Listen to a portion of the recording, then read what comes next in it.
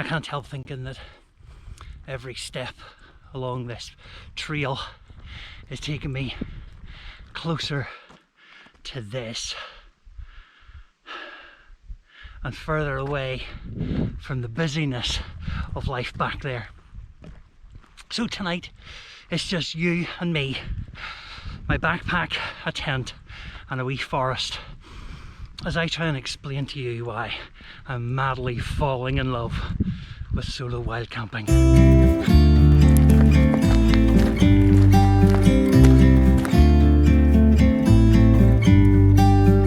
About to leave, already packing. Come with me, I'm not really asking. We'll get away to a place where we don't know. About to see the world. There's something unique about solo hiking and solo wild camping. Don't get me wrong, I love going hiking with my mates. I love it when Stephen or Yule or Matthew or Andrew says that they're going to come out and we're going to go walking in the mountains. I love it. You know, it's a time to catch up, it's a time to build friendships, it's a time to gossip. But solo hiking, solo wild camping, just hits different. Be free with me. Be free. Be free with me. Now, a whole load of my videos are trail videos and route videos, and I love that. I love the planning and the preparation. I love walking the trail, I love the hike, love it. But ever since my first solo wild camp on Chimney Rock Mountain, up there, I have just fallen in love with this.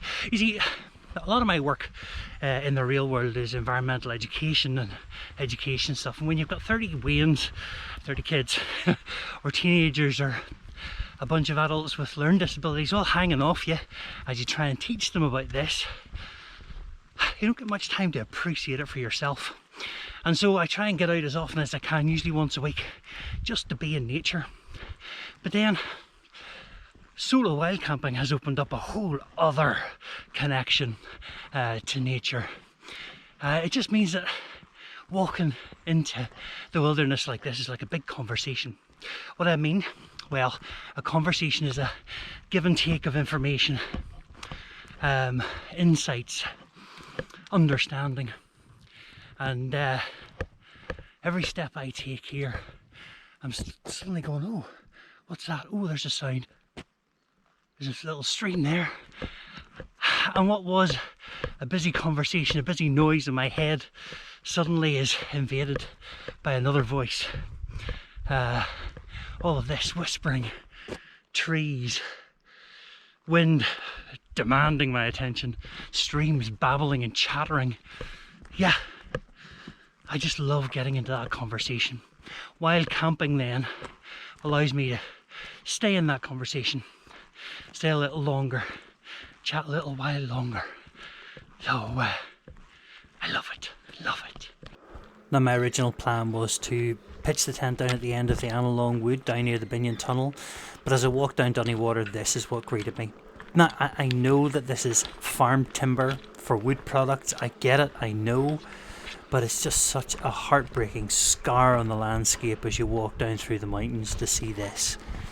I really hope that they replace it with a deciduous, wouldn't it? It'd be much better for biodiversity, it'd be fantastic, but it's heartbreaking. And I couldn't really pass here. There were signs all over the place, danger of death, and there were cars and people hanging around, so I really didn't want to go down there. So I had to retreat, start all over again.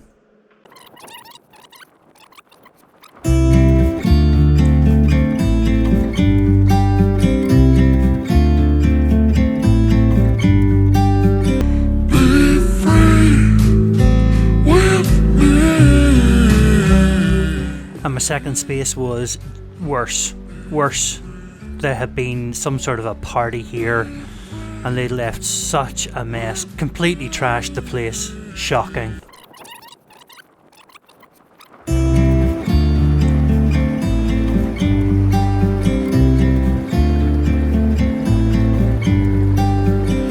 about to leave, already packing.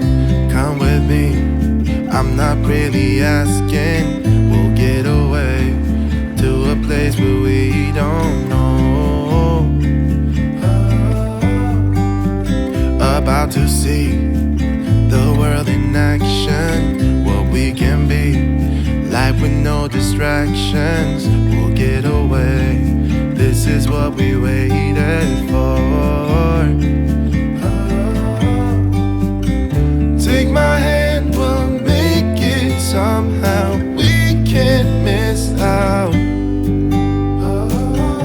I'm done living life with the lights out, die with my own doubts. Be free with me. Be free. Be free with me. Be free. Not looking back. Well, this little patch of the Mourne Mountains is going to be my home for tonight. There's a wee bit of a routine whenever you arrive at a spot in the wilderness. You know, you find your place, you set up your tent, you get your stuff in, maybe cook a meal, and then you kind of let nature take over. And for me, it's about getting the camera and trying to capture all those wee bits that you suddenly become more and more aware of. There's a wee brook on this side of me, and over there is the sort of river that comes off Binion. And they're two very different sounds. This is very light and high in pitch, and this over here is a little bit deeper. It's got deeper pools, so it makes deeper noises. And you suddenly become aware of that when you just sit for a little minute. It's cool. It's really cool. This is what we waited for.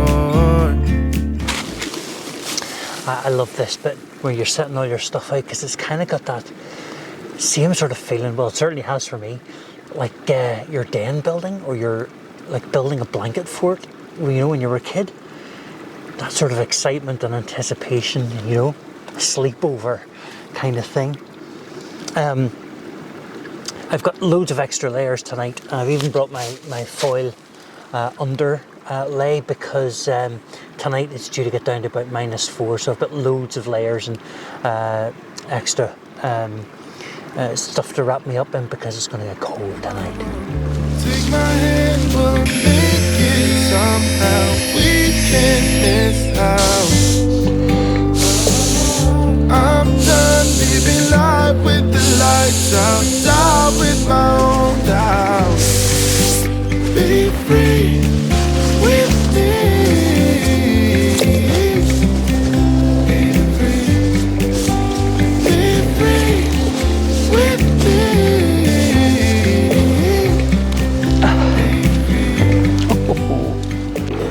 And then comes another marker. This moment right here, when you have hiked here and you've found your spot and you've set up, your tent is pitched, your stuff is in. I'm going to make my tea in a minute, and then that's really it. It's just you and nature now. This is actually my third site that I've looked at today. I wanted to come by Dunny Water, which is where I did a lot of the introduction stuff in this video. But you can see that they're doing a lot of work there, felling a lot of the trees over at Dunny Water, so I wasn't allowed to come past that way. I wanted to come up into the bottom of the Annalong Wood there. So I came round by Carrick Little, and I came up and over here, and I wanted to go down to a wee site there where I did the Christmas message. But that was an absolute disaster. I mean, I don't have a plastic bag big enough for the rubbish down there. And that's one of the reasons why I don't like lighting fires in the wilderness, out in the mountains. Because, okay, so there's the danger of heath fires and forest fires. If they get out of control, if a spark escapes, or if you're just being careless. But also there's the scar on the land. You know, you're up halfway up a mountain, on top of a mountain, and somebody's lit a fire for their lunch, and now there's just a big black patch on the ground. And some of the guys down there have just left an absolute mess. I don't understand how people don't take their rubbish home with them. I mean, who's going to lift all that? Who's going to carry all that home? I didn't have a bag big enough. I mean, they must have been there 2 or 3 nights. And funny, I just saw five guys go back down there with 4 or 5 more bags of beer. Okay, come out and have a good night. I get that, that's fine, but my goodness, take your rubbish home with you. That's a disaster, an absolute disaster. Anyway, I turned, well, I didn't turn the tent around, but I'm using this door because the wind is coming from that direction. So actually I can cook over here in complete shelter. Hey, it's really warm tonight. This is January, and it's just coming up on 5 o'clock. Sunset, for what it's going to be tonight, but sunset is at 5:30, and which is about half an hour away, and it's about 10 degrees. It's lovely and warm, although I am expecting it to get down really low, as I said, but there's not a breath of wind at the minute.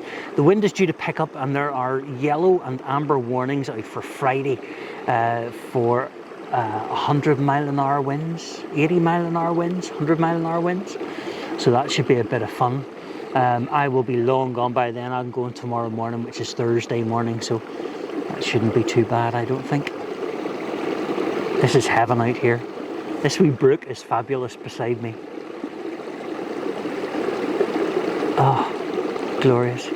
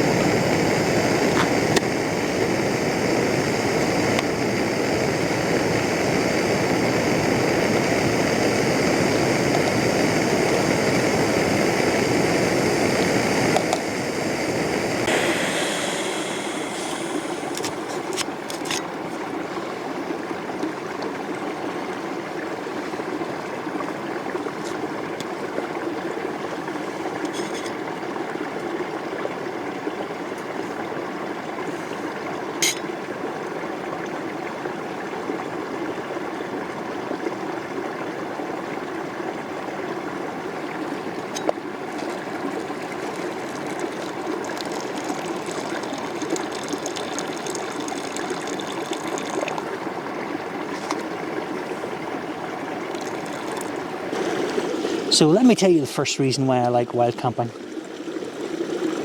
It's the freedom.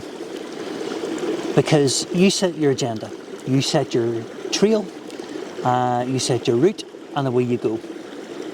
You stop when you want to stop, you walk when you want to walk, you find your spot, you pitch your tent, you cook when you need to eat. There's a real freedom in that. Out here there is no schedule, there is no compromise, it's just you and the wild. I love that.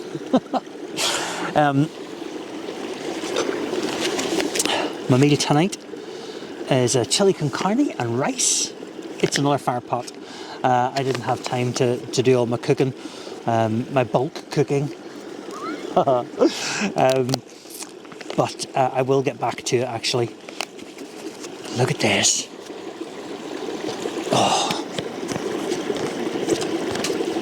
Oh, that's good. Oh, the smell. I think I've had this one before. Oh my goodness. Oh my goodness. Oh, it's a wee bit hot too. A wee bit spicy. Yeah, that's good.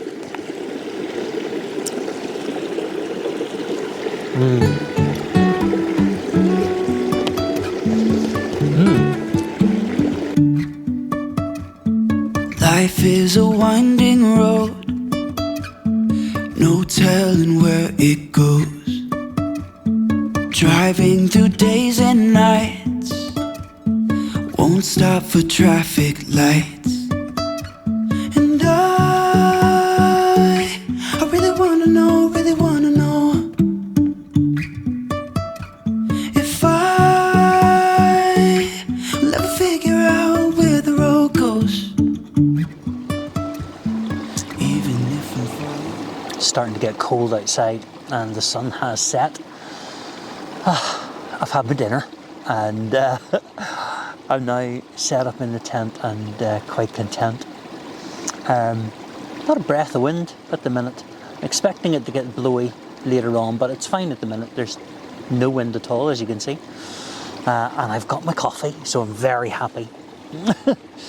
And actually that's the next thing that I love about wild camping, is the solitude. There's a peace out here. You've probably heard me say it before, but I'm very content in a tent by myself. And some people say to me, do you not feel lonely? Do you not feel vulnerable out there? I genuinely don't. I probably feel lonelier in the house. You know, when, you know, people aren't there that could be there, you know, friends come and go. Whereas out here, it's that conversation that I was talking about at the beginning. You know, you're so distracted by all the other stuff that's going on, the colours in the mountains, the clouds coming over Binion here, the babbling brook that's out there, constantly demands my attention. The river over here, I mean, it's pretty spectacular. Am I lonely? No, but I really do enjoy the solitude. Yeah. Something else I enjoy about the wild camping is the challenge of it all. Because there are always decisions to be made, always choices to be made. As I said, this is my third attempt to find a site this evening. My original plan was I would go up Dunny Water. Second plan was down where I made the Christmas message. Third plan was to come up here. You know, it is what it is. And think about that video that I made on Burna. You know, as the weather changed, as the wind got stronger and stronger, I had choices to make. And when I injured myself when I was pushed over by the wind and I fell and hurt my chest, it was a matter of, do I stay here or do I pack up and go? And then you have to make the choices of, well, that means that I'm now carrying an injury and I have to get over the wall in stronger winds, get the tent down in stronger winds, all those decisions. So there's a real challenge with it. For the most part, it's plain sailing. You come out, you choose your weather, you come out and you sort of dawdle along for a wee hike. You set up the tent and you enjoy an evening, you know, in nature.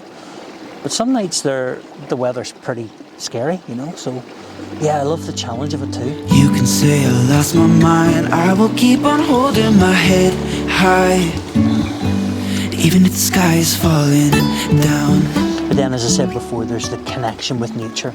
That's my next reason for loving wild camping. You know, as I said, my work is in the outdoors, but I don't always get a chance to enjoy it for myself. So getting out hiking and wild camping, usually once a week, really helps with that. You're hyper aware of all of the sounds in the dark. You know, when it gets to this stage, you're aware of all of the little noises that are going around you. Now, all I can hear right now is the river and the brook beside me. But in a forest, it would have been different because there are lots of creaking sounds and lots of wee animals and bugs and stuff around the forest that would have made extra noises and other noises. That would have been quite cool. But out here on the open mountain, it's just a wee bit different. You're sort of listening for the wind or for what's rustling in the grass or, of course, the river or whatever. So this is another thing that I love. I mean, there was that night on Slieve Loch Shanna it was, in my preparation and planning video. I remember going to bed about 10:30, something like that, and it was pitch black, and I kind of fell asleep reading my book, and I woke up needing to pee. And I went out, and I don't know what time it was, but when I got out, the stars in the sky, there were so many, and they were so bright because there was not a cloud in the sky. And in dark spaces like this on a mountain, you get to experience so much more. You're hyper aware. You know, you get little moments like that all the time. I would have missed that had I not gone out to pee, because I would have slept through the whole thing. Yeah, so it's wee moments like that that I really love. Those connections, extra connections with nature. I really like that. Spotting a wee lizard, spotting a mountain hare, or depending where you are in the country, you know, what birds you see, or fish in the river, or, you know, finding a little flower, butterworts, or, you know, tormentils or whatever. They're tiny, tiny, tiny yellow flowers. Gorgeous. Yeah, I love that. Love that. I suppose this is a good time to talk about some of the legal stuff around wild camping. Because wild camping technically isn't legal in Ireland, in Northern Ireland, in Wales and in England. Scotland's different. It's got the OAC, the Outdoor Access Code, which kind of gives you the right to roam and then the ability to wild camp and stuff like that. But in Ireland, in Northern Ireland, Wales and England, it really comes down to discretion. And it's kind of tolerated. You've got to be sort of camping discreetly, sort of off the trail, maybe on higher ground, that you leave no trace. It really comes down to respect. Respect for the land, respect for nature and wildlife, respect for any livestock that are there, respect particularly for the landowner, because most of the land that we walk on and that we wild camp on is owned by somebody. This is National Trust here in the Mournes. And it comes down to respect for future hikers and wild campers, because I am here tonight, and if I was to leave this in a real mess, and down on that other side was a crazy mess, that would damage the reputation of wild camping and hiking in this area, and people would be well within their rights to stop it or to limit it or whatever. So it's about respecting the people that are coming after you as well. So yeah, that's kind of the legal position of wild camping. Although it's not strictly legal, it is kind of tolerated. You can say I lost my mind, I will keep on holding my head high. It's now at 7 o'clock, and I love this moment, because there's something else that I love about solo wild camping, and that's that time seems to slow down. Obviously it doesn't, but because you're not distracted by anything else. You know, at home there's a busyness even in the house. You know, there's a busyness from work, and then you come home and there's a different busyness with the family and with friends and housework and all that kind of stuff. But out here there are no distractions. The thing that calls for your attention is the wild. You know, is the wind, is the weather, is the, you know, whatever's going on, the wind blowing, the rain pelting down, whatever. That's the only thing that demands your attention. I feel that when I'm out here, I can tune into my own thoughts quicker. I feel that I can hear myself think. And I love that. Now, some people might find it a bit eerie because it's just the darkness. And even when you've got lights like I have on cameras and things like that, and head torches and all that kind of crack, the light only goes so far, you know, and then the darkness almost feels tangible. You can almost feel it, you know, because it just stops the light. And it could be eerie, I guess, but I find it quite encouraging. It's an invitation to rest, an invitation to slow down. Yeah, so time feels as if it's slowing. It's not. Obviously, I'm just not distracted like I would be at home, but such a lovely feeling. Yeah. Cadbury's caramel. Even if the sky is falling down, even if the sky is falling down. Morning. How are we? That was a really good night's sleep. It's about, it's just coming up on 6 o'clock. And it's a cool, but not as cold a morning as I was expecting. There's a little dew on the tent, which is nice. And I had a really good night's sleep last night. It's another one of the things that I love about wild camping. Generally, I get a really decent sleep. And certainly recently I've been getting a really good run of sleep in the tent, and it's been fantastic. I'm still a little bleary-eyed, so excuse me for that. I'm just going to make my breakfast. Porridge this morning. And a little protein drink as well, which should be great. Oh, yeah. So I don't think there was actually any rain last night. I'm not even sure. I don't know whether there was rain or not last night, because I slept like a log, didn't hear anything. And look, still no wind. I was expecting the wind to be a little higher than this, but maybe I'm in the shelter of a couple of the bigger mountains here. I honestly don't know. I'm just trying to work it out. But certainly there's no wind here.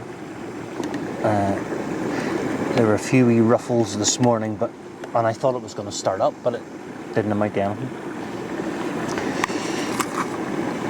Had a good strong cup of coffee this morning. Well, it's 8:30 and the weather has changed. It's now, well, it's not lashing down with rain, but it's heavy rain, let's just say that. And as you can see, look, it's really atmospheric. Right up on the Binion there, in the distance, in the murk and in the cloud, and then over here, Slieve Lambhagan doing the same. It's beautiful, it's absolutely stunning. And then right behind me, I don't know whether you can see those lights over there, but that's the guys that are cutting down the trees over at Annalong Wood.